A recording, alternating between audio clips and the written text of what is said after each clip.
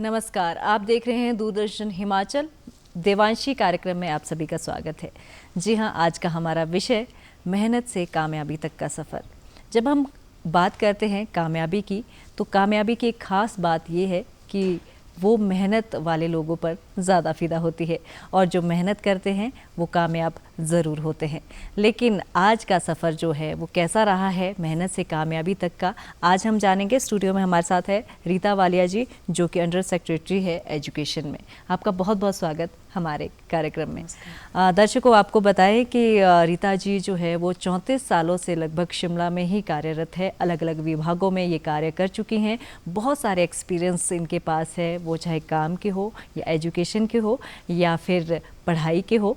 लेकिन कैसे ये सफ़र यहाँ तक इन्होंने तय किया है, ये इनसे जानेंगे। तो रीता जी, सबसे पहले तो आपसे ये जानना चाहते हैं, क्योंकि लगभग इतने वर्षों से आप शिमला में है, उससे पहले आपका जीवन काल जो है वो प्रागपुर में रहा है, तो कहाँ ज़्यादा अच्छा आपको समय लगता है? मैम, मेरा जन्म प्रागपुर में हुआ, जिला कांगड़ा में जी। 67 बॉर्न हूँ मैं जी। और वहीं से मेरी स्कूलिंग स्टार्ट हुई। हम एक जॉइंट फैमिली से बिलोंग करते थे जी। मेरे ताया जी थे, ताई जी, घर में दादी जी थे जी। मम्मी पापा तो थे, बहन भाई, हमारा खूब बड़ा परिवार था। हम बहुत एंजॉय करते थे जी। और किसान फैमिली थी हमारी। हम खुद जमीन का काम भी करते थे। जी। लेकिन पढ़ाई की तरफ मेरा बहुत रुझान था शुरू से ही।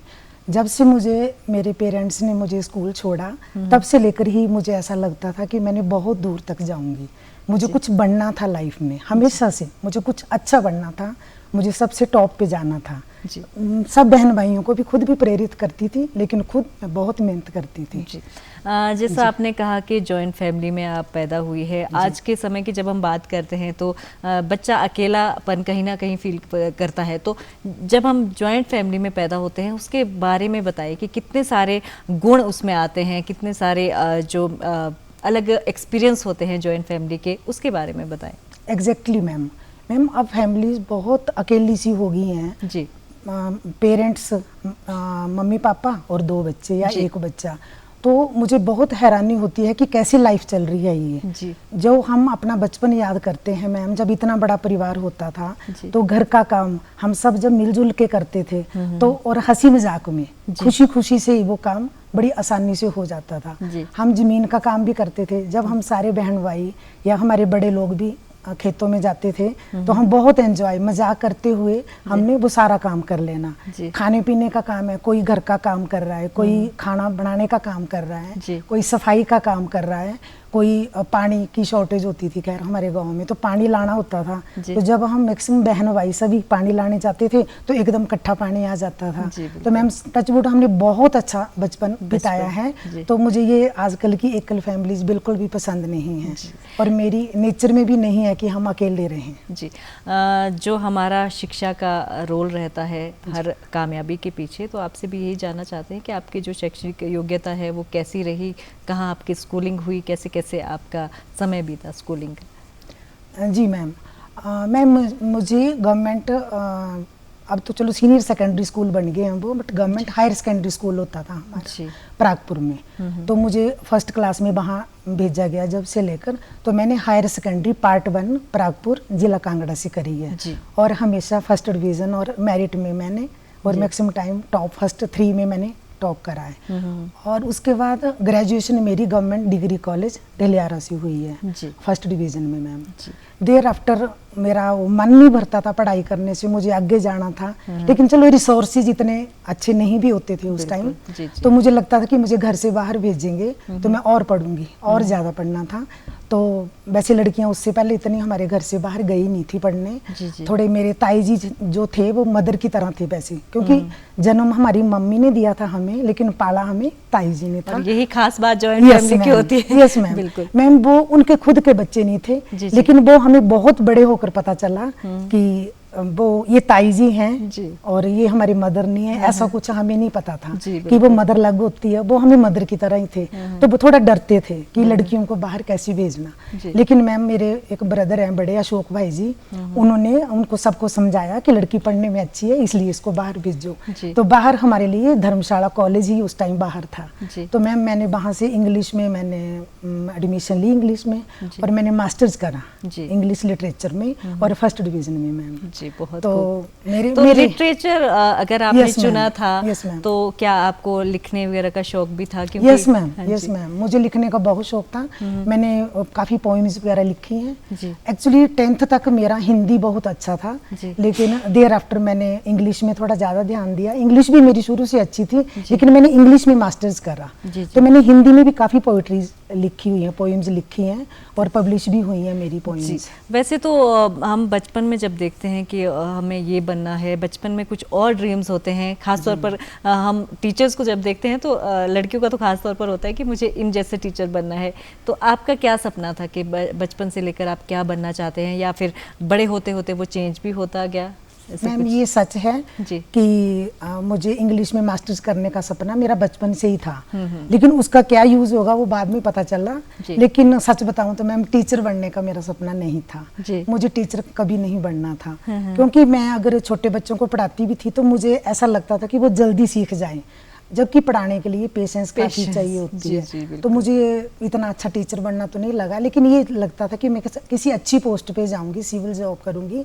लेकिन लेटर ऑन मुझे ऐसा फील हुआ कि अगर मैं लॉ करूं तो मैं बहुत दूर तक पहुंचती हूँ। और अगर पछतावा है या जैसे मन में जो विश रह जाती है, वो मेरी आज भी यही है कि अगर मैंने लॉ करा होता तो मुझे खुद को लगता है कि मैं बहुत बड़ी जज की पोस्ट पे पक्का होती और बहुत कामयाब होती। वो थोड़ा मन में है। यानी बड़े होते होते आपका लॉ की तरफ भी ज्यादा रुझान रहा है। लेकिन वो मैंने पहले कहा ना कि रिसोर्सेज इतने अच्छे नहीं थे, तो घर वाले इतनी दूर भेज नहीं पाते थे।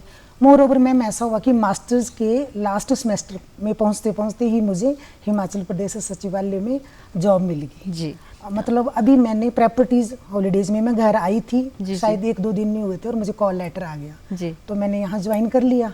फिर हमने सोचा कि चलो बाहर चले जाएंगे, कुछ और करेंगे, बट यहाँ इतनी अच्छी प्रमोशन, इतना अच्छा माहौल, इतनी गवर्नमेंट अकोमोडेशन, फिर शादी होगी तो फिर हम इधर ही सेटल हो गए और बड़े अच्छे से हमने जॉब करी जी। तो जैसे आपने स्कूलिंग का कहा, तो आपका स्कूल टाइम में नेचर कैसा था? क्योंकि अभी तो आपको रीता वालिया के नाम से सभी जानते हैं, लेकिन जब आप निकनेम से जानी जाती थी, और कैसे आपका नेचर था, शाय थे या शरारती थे? बचपन कैसा रहा है आपका? मैम सच बताऊं तो शुरू में जो मुझे याद है कि मैं शाई नेचर की थी जी। तो कई बार मुझे टीचर्स या फ्रेंड्स थोड़ा मजाक कर देती थी कि बड़ी शाई है, ये बात ढंग से नहीं करती है, लेकिन वो मुझे अंदर तक फील हो जाता था कि मैं सोचती थी कि मैं इनको ना अपनी शाइनेस हटाकर बताऊंगी। और मैंने मैम उसके लिए कोशिश करी और मैंने स्पोर्ट्स में भी पार्टिसिपेट करा, कल्चरल एक्टिविटीज में भी करा और पढ़ाई में तो थी बहुत अच्छी। तो अब फिर मैं शाई नहीं रही जी।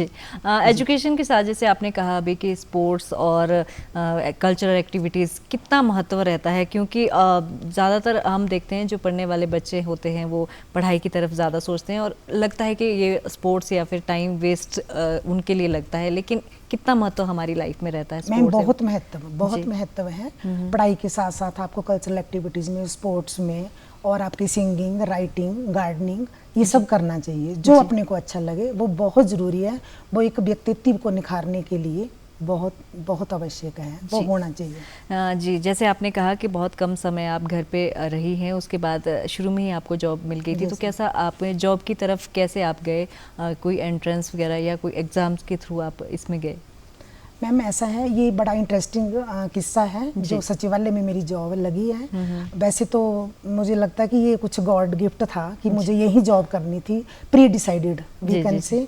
तो मैंने चलते चलते टेस्ट दिया था। मैं उस टाइम ग्रेजुएशन कर रही थी फाइनल ईयर में, और मैं अपनी दीदी के पास थी उन दिनों। वो दीदी है मेरे चामुंडा के पास, मलाह में रहते हैं। मैं उनके पास एज ए गेस्ट गई थी उन दिनों। तो मुझे मेरे ब्रदर ने मैसेज भेजा कि आपके लिए कॉल लेटर एक आया है, आपको टेस्ट देना है जी। तो वैसे मैं जा रही थी, लेकिन फिर ये कहा कि टेस्ट देकर आओ धर्मशाला में जी। तो टेस्ट देने चली कि कोई तैयारी नहीं, कोई कुछ नहीं, बट मैंने ग्रेजुएशन करी थी। मैं मेरिट में मैं रही थी हमेशा, फर्स्ट डिवीज़न मेरी ग्रेजुएशन में भी थी, तो था नॉलेज। मैंने वो टेस्ट पर मुझे इतना इजी लगा ना मैम अंजना जी, वो ऐसा लगा कि ये तो 5th क्लास का आदमी भी कर लेगा, इतना इजीली मैंने दे दिया। और उसके बाद मैं घर आ गई। लेकिन एक सच्चाई थी कि मुझे मन में ऐसा था कि मैं मास्टर्स जरूर करूंगी, और वो भी रेगुलर, ऐसा नहीं कि प्राइवेट कर लूंगी या मुझे अभी जॉब चाहिए, ऐसा भी नहीं था। तो मैंने सोचा कि चलो दे देते हैं टेस्ट, जब ब्रदर बोल रहे हैं तो मैं टेस्ट दे देती हूँ। और मैम ऐसा हुआ कि मैंने पूरा अपना पोस्ट ग्रेजुएशन कंप्लीट कर लिया। देयर आफ्टर मुझे कॉल लेटर आया, और उसके बाद 4th सेमेस्टर के एग्जाम मैंने बाद में दिए थे, उसमें मेरी फर्स्ट डिवीजन आई थी। और तब से मैं जॉब यहीं कर रही हूँ, और जॉब नहीं पाई यहाँ से, बस यहीं क्यों कर रह गए। चलिए, ये तो अच्छी बात है कि आप को बहुत जल्दी आपने एक मुकाम हासिल कर लिया था, और आपको ये मतलब पता भी नहीं चला। और शायद ये आपकी जो लगातार पढ़ाई थी, लगातार मेहनत थी, ये तो हमें लगता है कि शायद हमने तो इसके लिए मेहनत नहीं की, पर जो हमारी लगातार होती है मेहनत, वो कहीं ना कहीं यूज़ होती है। तो फर्स्ट जो आपका डिपार्टमेंट था वो कौन सा था, और उसके बारे में बताएं।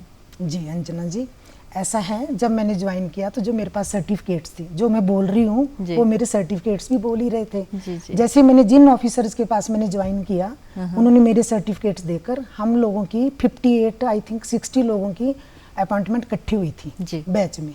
लेकिन जब उन्होंने मेरे सर्टिफिकेट्स देखे तो मुझे अपने ही department, I was the only one, कि मुझे अपने उसी डिपार्टमेंट में पोस्ट कर दिया कि यू विल रिमेन हियर। तो आई थिंक मास्टर्स इंग्लिश में उस टाइम बहुत कम लोग होते थे।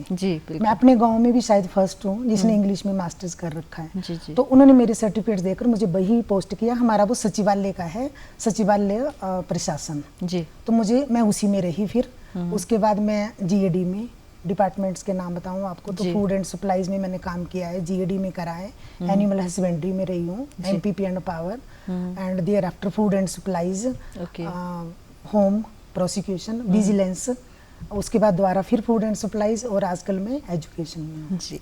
तो लगातार सबसे ज़्यादा लंबा सफ़र जो है वो किस डिपार्टमेंट में आपका रहा है?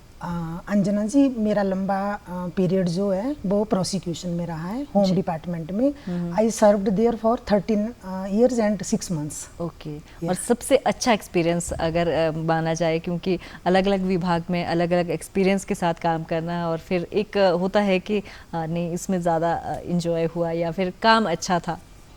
ट्रूली स्पीकिंग कि मैंने सभी डिपार्टमेंट्स में एंजॉय किया है। जैसे आप देख रहे हैं मेरी नेचर है, या मेरा वर्किंग है, या मेरी लोगों से जितनी बातचीत है, जो अपने कलीग्स हैं उनके साथ बहुत अच्छा हमारा रहा है। मुझे कुछ ऐसा याद नहीं आता कि कोई बड़ी ज़्यादा इलविल हो गई हो, या ऑफिसर से मैं कभी परेशान हुई हूँ, या उनको परेशान किया हो कभी। जूनियर से लेकर सीनियर्स तक मेरा बहुत अच्छी सबके साथ मिलनसारी भी बोल सकते हैं आप उसको, और ट्यूनिंग बहुत अच्छी रही है, और हमेशा मुझे अपने ऑफिस में आउटस्टैंडिंग मिला है जी। तो आई थिंक कि स्पेशल तो है ही है, सब कुछ ही स्पेशल है, ऐसा कोई उल्टा या बुरा कुछ भी नहीं रहा, सब कुछ यही बहुत तो अच्छा एक कामयाबी का एक पहला रूल होता है कि जब हम हर चीज़ को पॉजिटिव लेते हैं, क्योंकि आपने पॉजिटिवली ट्रूली आपने ये कहा कि मुझे तो सभी जगह एंजॉय किया, क्योंकि काम ही करना है, तो फिर अच्छा क्या और बुरा क्या, जब आपने मेहनत करनी है तो वो शायद आपका एक्सपीरियंस यहाँ पर काम रहा है। हाँ अंजना जी, एक बात मैं बताना चाहूँगी कि हमारे कई बार ऐसा होता है कि जिस डिपार्टमेंट में हम रह रहे होते हैं हमारा मन लग जाता है, हम सोचते हैं अब हमने इधर ही रहना है। ऐसा होता है कि कभी हम कल्पना भी करते थे, अच्छा मुझे ये टेबल और चेयर छोड़ के किसी और कमरे में बैठना पड़ेगा, तो थोड़ा सा पिंच होता था। लेकिन सचिवालय में ऐसा है कि प्रमोशंस हैं, और जब आपकी प्रमोशन के साथ ट्रांसफर होती है कुछ भी बुरा नहीं लगता है, अच्छा ही अच्छा लगता है, क्योंकि आप हायर साइड हमेशा हायर जाते रहे, और टाइम टू टाइम प्रमोशन होती रही, तो डिपार्टमेंट छोड़ते रहे, नए को एक्सेप्ट करते रहे जी। लेकिन जैसे आपने अपने बारे में पहले कहा था कि शायद मुझ में वो सहनशीलता नहीं है कि मैं एक टीचर बन पाऊँ, लेकिन आपके काम और आपकी बातें सुनकर ऐसा लग रहा है कि आप में तो बहुत सब्र और सहनशीलता है, क्योंकि आप इतने अच्छे से हर डिपार्टमेंट में, हर विभाग की जब आप बात कर रहे हैं तो अच्छे से आपने काम किया है, तो ये कहीं ना कहीं मुझे लग रहा है ऐसा। सहनशील तो मैं बहुत हूँ मैम, बहुत कुछ मैंने सहन भी किया है, परिवार में भी किया, करना ही पड़ता है जी जी। लेकिन वो बड़ा इजीली सा कर दिया मैंने सहन, मुझे लगा कि एडजस्ट करना ही करना है, बिल्कुल, तो वो तो नेचर होगी ना मेरी। और जहाँ तक प्रोफेशन की बात है ना, तो अंजना जी वो तो ऐसा है कि वो आपकी चॉइस होती है, बिल्कुल, कि आपको किस फील्ड में काम करना है और कहाँ जाना है आपको। बाकी ऐसा नहीं, जो टीचर हैं बहुत अच्छे लगते हैं, मेरी फ्रेंड्स बहुत टीचर है। आजकल मेरे जो स्टेटस की जो मेरे साथ पढ़ी हैं मेरी फ्रेंड्स हैं या क्लास फेलोज हैं या लड़के हैं जो भी हैं, वो प्रिंसिपल तक पहुंचे हैं मैक्सिमम। तो मेरे कंटिन्यू कांटेक्ट में रहते हैं वो लोग, तो वो भी बहुत अच्छे हैं, बड़ा अच्छा कर रहे हैं जी। जैसे कि कहावत भी होती है, वैसे तो ये ज़्यादातर पुरुषों के लिए कहा जाता है कि हर आदमी के पीछे जो है, कामयाब आदमी के पीछे औरत का हाथ होता है, लेकिन हर कामयाब आदमी या इंसान के पीछे भी किसी न किसी का साथ होता है। तो क्या आपके साथ भी ऐसा कुछ है? एग्जैक्टली मैम, मैम मेरे पीछे भी औरत का ही हाथ है। यस, मेरे मदर मेरे लिए प्रेरणा स्रोत रहे हैं। बहुत धार्मिक, बहुत इंटेलिजेंट, वो बहुत नॉलेज वाली लेडी थी जी। उनके मामले में मैं थोड़ी इमोशनल हूँ जी जी। उनको याद करके जी जी, तो मैं मेरी मदर जी जी। नहीं, जैसे आपने शुरू में कहा था कि आपके तो एक तरह से दो मदर हैं, तो किसके साथ ज़्यादा आपका अटैचमेंट? वैसे तो वो रहता ही है, लेकिन फिर भी क्योंकि अटैचमेंट तो इंसान के साथ होता है, क्योंकि जब हम किसी के साथ रहते हैं तो आप ताई के साथ भी रहे हैं, उनको भी आप मदर की तरह मानते हैं, तो किसके साथ ज़्यादा अटैचमेंट रहे? मैम ताई जी हमारे थोड़े सख्त नेचर के थे, जैसे वो जो स्ट्रिक्ट टीचर होते हैं ना, जी जी, वो उस तरह के थे, लेकिन हमारे माइंड कुछ ऐसे ग्रो हुए थे कि हमें लगता था ये मदर ही है। हम उनको बीबी जी बोलते थे, मदर को मम्मी या माता जी और ताई जी को हम बीबी जी बोलते थे। तो उनसे एक हमने डिसिप्लिन सीखा है जी। वो हमारी ऐसी छोटी मोटी खराब गलत हरकतों को बिल्कुल एक्सेप्ट नहीं करते थे, लेकिन मदर हमारे बहुत कूल नेचर के थे, धार्मिक नेचर के थे। उन्होंने मुझे धर्म से जुड़ना बताया, मैं बहुत धार्मिक हूँ मैम। तो मेरे मतलब अटैच्ड, जहाँ तक अटैचमेंट की बात है तो मुझे दोनों से ही उतनी ही अटैचमेंट है, बट उस लेडी के लिए जो ताई जी मेरे थे उनके लिए रिस्पेक्ट ज़्यादा है जी। मदर तो खैर मदर ही है ही ना, लेकिन ताई जी को मैं यशोदा का नाम देती थी जी जी। कि ऐसी जो हमें बहुत सौभाग्य मिला था, उनके लिए भी मैं उतनी इमोशनल हूँ, लेकिन उनका ये रूप था जी, कि वो हमें उन्होंने सिखाया है, एक लाइक गुरु थे वो। जी जी जी। तो ये मम्मी तो फिर माँ तो माँ वाला, तो आपके लिए तो बहुत अच्छी बात रही क्योंकि दो एक्सपीरियंस आपके साथ थे और बहुत कुछ सीखने को आपको मिला है, क्योंकि माँ तो हर रूप में अच्छी ही होती है। अब आपसे ही जानना चाहते हैं, एज अ मदर आप कैसे हैं और आपकी फैमिली के बारे में जानना चाहते हैं। यस मैम, मेरे पति हिमाचल पुलिस में जॉब करते थे, रिसेंटली 2 इयर्स बैक वो रिटायर हुए हैं जी। मेरे पास 3 बच्चे हैं, एक बेटी है बड़ी और 2 बेटे हैं छोटे। बेटी की भी शादी कर दी है मैंने, बड़े बेटी की रिसेंटली मैरिज कर दी उसकी भी जी। और छोटा बेटा ग्रेजुएशन करके अब कोचिंग वगैरह ले रहा है, वो एलाइड सर्विसेज वगैरह की प्रेपरेशन कर रहा है। तो बच्चों को हमने दोनों ने, मेरे हस्बैंड ने और मैंने मिलके बहुत अच्छे से पाला है। और जहाँ तक मेरी जो मैंने बताया मेरे कामयाबी के पीछे मेरी मदर का रोल है, लेकिन किसी किसी रूप में मैं पति को भी, आप हैरान होंगे, मदर के रूप में देखती हूँ। वो कैसे? जैसे मेरे हस्बैंड बहुत अच्छा खाना बना के खिलाते हैं हमें।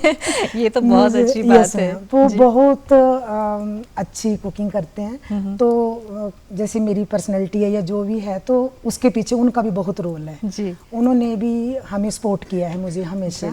आजकल हम थोड़ा डिस्टेंस पे रह रहे हैं, मैं शिमला में हूँ, वो हमारा घर कांगड़ा में है, तो उनको कांगड़ा में रहना पड़ता है, तो मैं उनको काफ़ी मिस करती हूँ, लेकिन उन्होंने भी मेरा बहुत साथ दिया है जी। ये बहुत अच्छी आपने बात कही, क्योंकि जहाँ पर दोनों वर्किंग होते हैं तो बर्डन हो जाता है। तो आप लोगों ने शायद, ये मुझे लगा है कि हर कामयाबी की जो सीढ़ी है वो आपने बर्डन से नहीं बल्कि मेल जोल से आगे बढ़ाई है। यस मैम, मेरे पति ने मेरा बहुत साथ दिया है घर के काम में। बहुत, जैसे कई बार मजाक में बोलते हैं कि मैं तो क्या, मैं भी बोलती हूँ कि वो कुकिंग भी करते हैं, ड्राइविंग भी करते हैं, आयरनिंग भी करते थे जी जी। और मेरे को ऑफिस भी छोड़ते थे, लेने भी आते थे और हमेशा से साथ दिया उन्होंने। आजकल मैं थोड़ा मिस कर रही हूँ जी, थोड़ा दूरी की वजह से उन्होंने बहुत साथ दिया मेरा जी। एक बहुत ज़रूरी बात, जब हम कामयाब होते हैं या फिर वर्किंग होते हैं, साथ में घर भी संभालना होता है, तो क्या आपको भी ऐसी परिस्थितियों से जूझना पड़ा कि कभी लगा कि बर्डन हो चुका है, या ऐसा कुछ महसूस हुआ बच्चों के साथ और साथ में वर्किंग? क्योंकि कहा जाता है कि यार हम काम भी कर रहे हैं, फिर घर का भी कर रहे हैं, तो बच्चे भी संभाल रहे हैं, तो बहुत बर्डन हो जाता है। ऐसा कुछ महसूस हुआ हो? Never ma'am, never. मेरी जो मैंने बताया, मेरे हस्बैंड ने इतना साथ दिया है, कई बार तो हैरानी होती है कि ये मेरे बच्चे हैं, इतने पढ़ गए हैं, इतने बड़े हो गए हैं, मुझे पता नहीं चला। Touch wood. मेरे एक दादी सास जी थे, वो भी हमारे साथ रहे हमेशा, तो उन्होंने भी मेरे बच्चों को पालने में बहुत साथ दिया, पति ने भी दिया साथ, मुझसे ज़्यादा वो करते हैं मैम। और तो मुझे इतना फील नहीं हुआ जी। कब टाइम बीत गया, कब मैंने जॉब कर ली, कब लाइफ यहाँ तक ले आई जी। तो मुझे अपनों का बहुत साथ रहा है जी। तो जैसे हम आज हम बात कर रहे हैं कि पहले भी शुरुआत में हमने कहा कि जो कामयाबी है उसकी ख़ास बात ये है कि मेहनत जो करते हैं उनके साथ साथ हमेशा कामयाबी चलती है। तो आप क्या कहना चाहते हैं कि अगर आपने कामयाब होना है तो कितना आपको मेहनत करनी होगी? अगर आप कहना चाहते हैं आज एक कामयाब होकर, तो क्या मैसेज देना चाहते हैं? मैं मेहनत के बिना तो लाइफ में आप कुछ अचीव नहीं कर सकते हैं, और जो मेहनत करके फल मिलता है उसका कोई कंपैरिजन नहीं है जी। कुछ लोगों को पेरेंट्स से या एंसेस्ट्रल कुछ मिल जाता है, जैसे प्रॉपर्टी मिल गई या कुछ मनी मिल गया, तो वो मुझे कभी अट्रैक्ट नहीं करा जी। मुझे लगा कि खुद मेहनत करोगे आप तो जो उससे जो फल मिलेगा उसका अपना ही मज़ा है जी। और ना ही मैंने अपने बच्चों को ऐसी कोशिश करी है कि हम उनको पका पकाया दें, उनको भी मैंने ऐसा ही बनाया है कि मेहनत करोगे और जो उसका फल मिलेगा, वो जो आपको मिलेगा उसका तो नो कंपैरिजन, और उसका मज़ा बहुत है, बहुत एंजॉयमेंट है लाइफ में कि ये मैंने स्ट्रगल करा है। और मेरे बच्चे भी बहुत स्ट्रगल कर रहे हैं। मेरे बच्चे, मेरी बेटी ऑस्ट्रेलिया में है, मैरिज करके वो गई है, वहाँ वो जॉब कर रही है और अपनी मेहनत करती है। आगे बेटा भी मेरा वैसा ही है, वो ऑस्ट्रेलिया में है, वो भी बेटा दुबई में है, दुबई में, तो वो भी मेहनत कर रहा है। और छोटी को भी मैं हमेशा यही मैसेज देती हूँ कि बेटा मेहनत करो, लाइफ में मेहनत करो। अभी उसका चल रहा है कि अभी वो क्या बनता है जी। तो मैं हमेशा मेहनत के पक्ष में रही हूँ। बिल्कुल, ये आपने बहुत अच्छी बात कही, क्योंकि कहीं ना कहीं जब पेरेंट्स कामयाब होते हैं तो बच्चे थोड़ा बोलते हैं कि बड़े पेड़ के नीचे छोटा पेड़ कम ग्रो करता है, लेकिन बहुत अच्छी आपने बात कही कि मेहनत अगर आप बच्चों को सिखाते हैं तो आगे भी काम आती है वो। अब आपसे ये जानना चाहते हैं कि अब आप एक कामयाब औरत के रूप में आ जाने चाहते हैं, तो कैसी आपकी दिनचर्या रहती है, कैसे आपका जो टाइम टेबल है वो कैसे रहता है? अंजना जी, मैं सुबह लगभग 5 बजे मैं उठ जाती हूँ, उसके बाद अपने नित्य अपने काम करके मैं वॉक पे निकलती हूँ दिल्ली, क्योंकि स्वस्थ शरीर में ही स्वस्थ मन वास करता है, ये बड़ा फेमस ही बात है। तो वॉक पे जाती हूँ और मैं योगा करती हूँ। और आजकल तो हर किसी जनरेशन में हर किसी को योगा करना बहुत ज़रूरी है, और कम से कम 2 घंटे में वॉक में और योगा में लगाती हूँ। देर आफ्टर चाय वगैरह लेकर अपना ब्रेकफास्ट तैयार करके तो 9 साढ़े 9 बजे ऑफिस निकल जाते हैं जी।